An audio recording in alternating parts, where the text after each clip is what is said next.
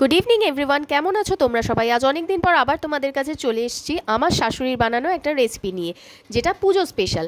আজকে সেই রেসিপিটাই তোমাদের সাথে শেয়ার করব। এই রেসিপিটার নাম আমি দিয়েছি আলু নান অথবা আলু কুলচা। রেসিপিটা রেডি করার জন্য যেই ইনগ্রেডিয়েন্টগুলো লাগবে সেগুলো তোমাদের ফার্স্টে বলে দিই। পরিমাণ মতো ময়দা দেবে নুন, কিছুটা চিলি ফ্লেক্স, কিছুটা খাবার সোডা, পরিমাণ মতো চিনি, কিছুটা কালিজিরা দেবে, আর দেবে কিছুটা পরিমাণ মিল্ক পাউডার। আর অন্য একটা জায়গায় সেদ্ধ করা আলু গ্রেট করে নিতে হবে। সেই গ্রেট করা আলুটাকেও ওই বাকি মিশ্রণগুলোর মধ্যে মিশিয়ে দিতে হবে।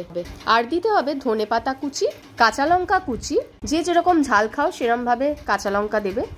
এবার প্রত্যেকটা মিশ্রণের সাথে ময়দাটাকে ভালোভাবে মিশিয়ে নিতে হবে।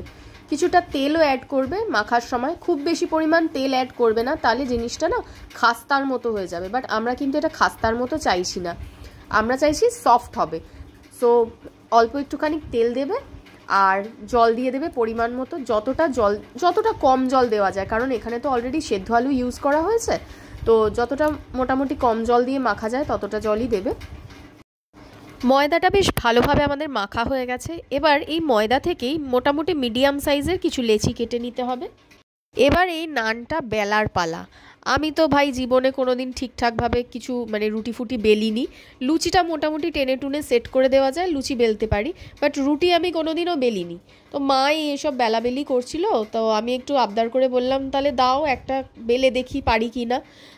দেখে মনে হচ্ছিল হয়তো পারবো, মোটামুটি মিডিয়াম সাইজ তো, খুব বেশি বড় গোল নয়। তাই জন্য আমি মাকে বললাম যে মা একটা দাও, আমি তাহলে একটা বেলে দেখি। তো এইসব করার পরে একদম লাস্টের একটা লেচি মা আমার জন্য রেখেছিল, সেইটা আমি বেলেছি, আর সেটা যথেষ্ট সুন্দর গোল হয়েছিল। এই দেখো দেখো এখানে সবকটা নান রেডি করা হয়ে গেছে, এগুলো সব মাই করেছে।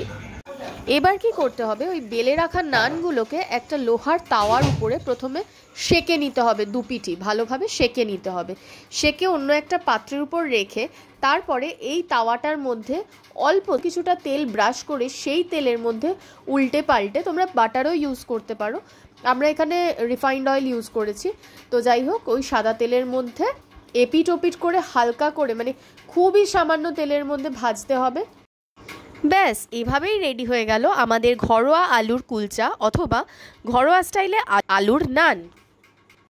আজকের এই পুজো স্পেশাল ঘরোয়া স্টাইলে আলুর কুলচা অথবা নানটা তোমাদের কেমন লাগলো সেটা অবশ্যই আমায় কমেন্ট করে জানাবে।